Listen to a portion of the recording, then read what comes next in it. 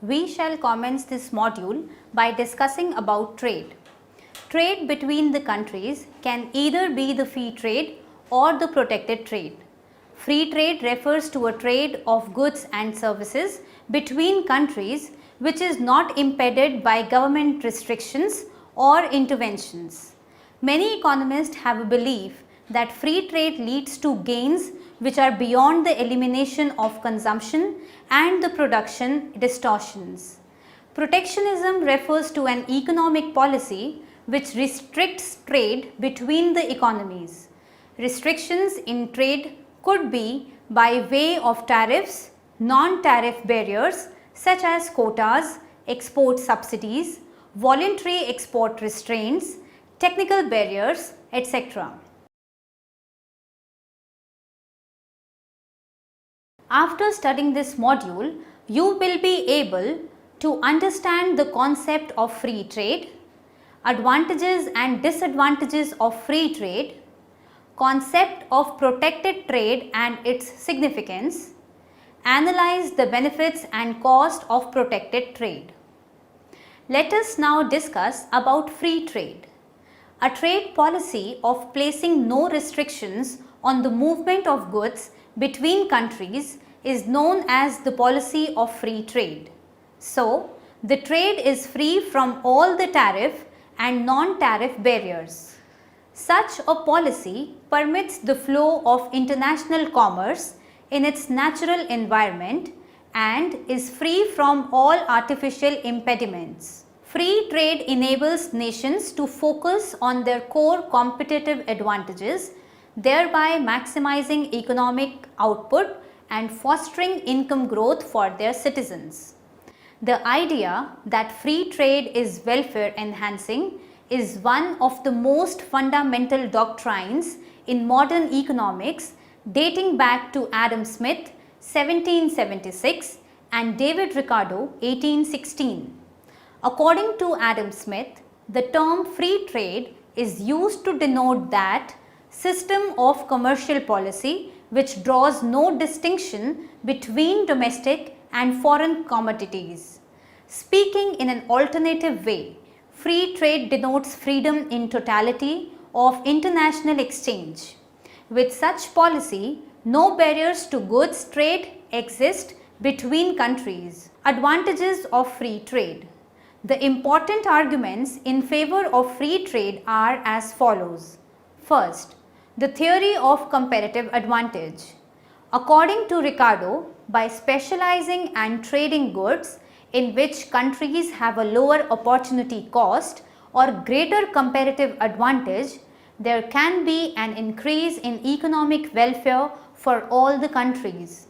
Free trade requires countries to do specialization in those goods having comparative advantage. Such production specialization brings advantage for all and result in the maximization of national production. Second, better utilization of factors of production. Free trade leads to the most economic utilization of the productive resources.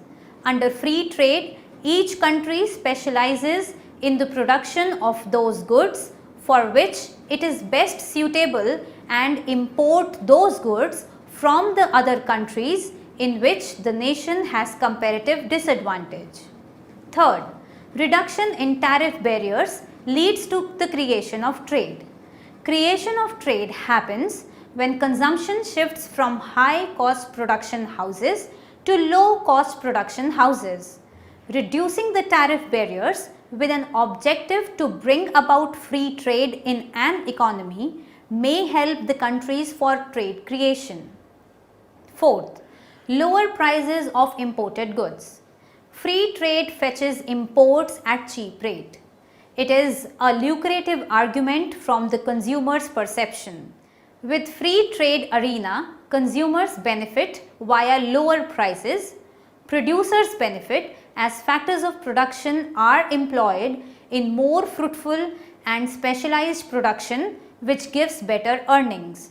Fifth, increased competition. With the expansion of trade, domestic firms encounter competition from abroad. As a result of this, there would be more motivation to cut cost and increase efficiency. It may prevent domestic monopolies from charging too high prices. So, the inefficient producers forcefully improve their efficiency or quit. Sixth, economic growth. The countries indulged in free trade have increasing living standards, rising real incomes, and increased rates of economic growth. It is achieved by more competitive industries, efficiency, increased productivity, and the production levels. Disadvantages of free trade. Though free trade is beneficial, there are a number of disadvantages given by economists who oppose free trade and trade liberalization. Free trade policy has been abandoned by all countries for the following reasons. First, under the system of free trade, the underdeveloped countries suffer very much in competition with the advanced countries. Free trade policy in India, adopted by the British government, has proved that one-time flourishing industries like handicrafts in India were completely wiped out due to the foreign competition. Second, countries cannot allow free import of injurious and harmful products, hence trade restrictions become very much necessary. Third, developing or new industries may find it difficult to become established in a competitive environment with no short-term protection policies by government. Fourth, free trade can lead to pollution and environmental problems as companies fail to include these costs in the price of goods in trying to compete with countries operating under weaker environmental legislation in some countries. Moving on to discuss about protected trade. Protection refers to the policy of encouraging domestic industries by providing subsidies to home producers or more usually by imposing custom duties on foreign products. We can protect the trade with the help of tariffs and non-tariffs. The several instruments of non-tariffs are import quota, voluntary export restraints, technical barriers to trade, etc. Protectionist policies. A variety of policies have been used to protect the trade, which are as follows. First, tariffs. Tariff is simply a tax duty levied on a product when it crosses national boundaries. For example, oil exports have been taxed by the Organization of Petroleum Exporting Countries in order to raise the revenue or promote scarcity in global markets and hence increase the world price of oil. Second, import quotas. An import quota is a physical restriction on the quantity of some goods that may be imported during a specific time period. The restriction is usually enforced by issuing import license to some group of individuals or the firm. Import quotas aim at regulating and restricting imports in order to protect domestic industries from foreign competition and to correct disequilibrium in the balance of payments. Third, direct subsidies. Government subsidies in the form of cheap loans are sometimes given to the local firms that cannot compete well against imports. These subsidies are provided to protect the local jobs and to help the local firms adjust to the world markets. Technical barriers to trade.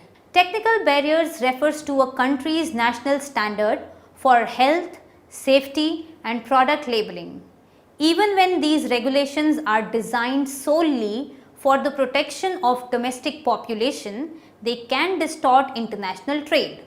For example, most firms produce products primarily for domestic consumption and the exportation of the product provides a secondary source of demand.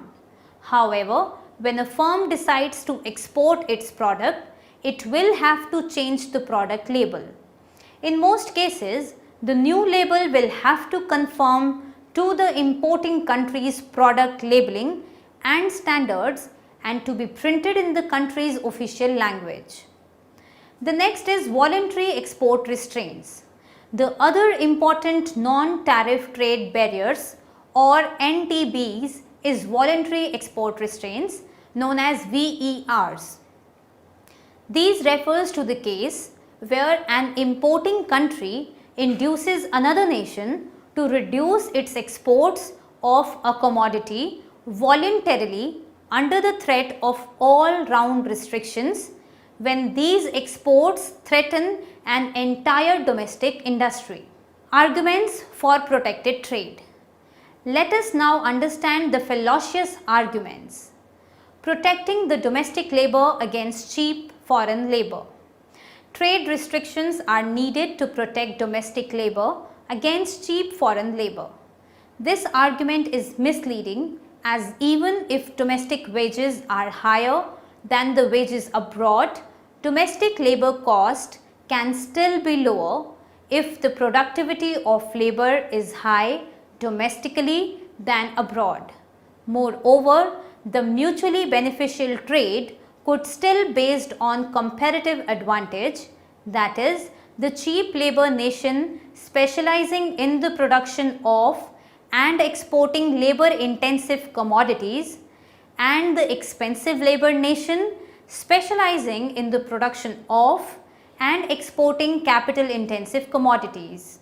Reduces domestic unemployment and cure deficit in balance of payment. Protection would reduce the domestic unemployment and a balance of payment deficit by the substitution of imports with domestic production. But these arguments are at the expense of the other nations, as it causes greater unemployment and worsen the balance of payment abroad. So, the other nations retaliate and at the end all of them lose. So, the domestic unemployment and deficit in the balance of payment should be corrected with appropriate monetary, fiscal and the trade policies rather than with the trade restrictions. Next is economic arguments. Infant industry argument. One of the most notable arguments for protection is known as the infant industry argument. An infant industry could be defined as the entity which has come new in the market, not grown up enough to stand competition from well-developed foreign industries. The argument affirms that protection is necessary for small and newly established firms, particularly in less developed economies. Newly established firms have small chance of competing on a one-to-one basis with well-established firms in developed economies. Developed country firms have been doing business since longer time and with time have become efficient in its productive method with better knowledge and information about the process of production, about market characteristics, about their own labor market, etc. As a result, they are able to offer their product at a lower price in international markets and still remain profitable. A firm producing a similar product in less developed country, on the other hand, would not have the same production technology available to it. Its management and workers would have absence of knowledge and experience of its rivals of developed country and hence will be going to have product production in a less efficient manner. If say they are forcefully made to have competition with the firms directly in the developed economies, the LDC firms will not be able to have profitable production and thus will not be able to stay in the business for a longer time. Protection of these LDC firms via taking the route of import tariff will hike the product price domestically and lessen imports from other countries. If prices are increased that are sufficient, the domestic firms will be apt to cover up their high cost of production and remain in business. Over time, these LDC firms will be able to accrue the fruits from production and experience of management that would lower its cost of production. Essentially, the firms would follow the same path that the developed country firms had followed to realize their own production efficiency improvements. Protection then allows an infant industry time to grow up. Furthermore, since the LDC firms would improve their productive efficiency over time, the protective tariffs could be gradually reduced until eventually, when the tariffs are eliminated, they would compete on an equal footing with the developed country firms. Now, strategic arguments. It means the use of a tariff to protect military capability.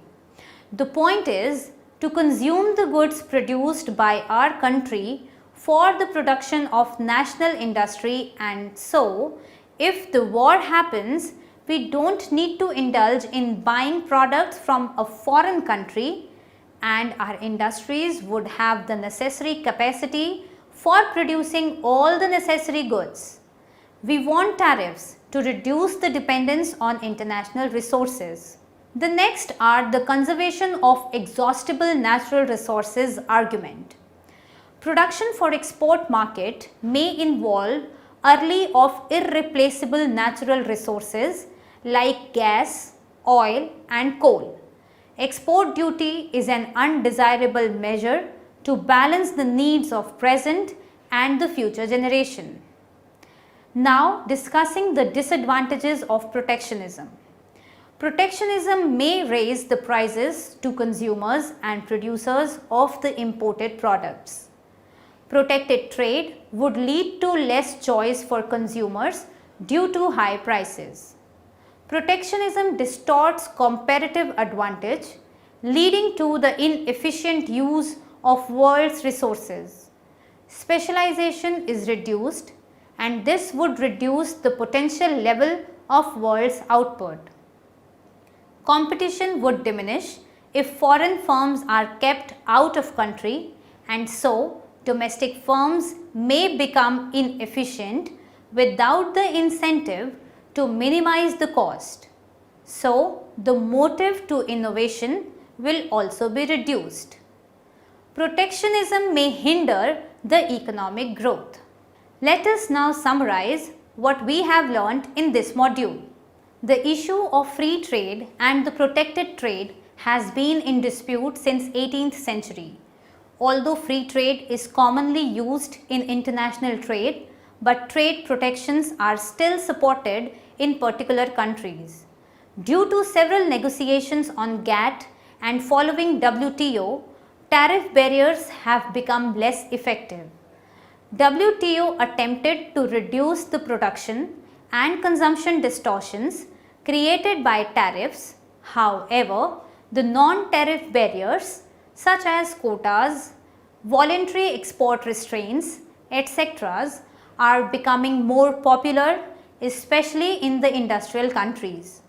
The World Trade Organization has been making every effort to promote international trade and solve the trade disputes.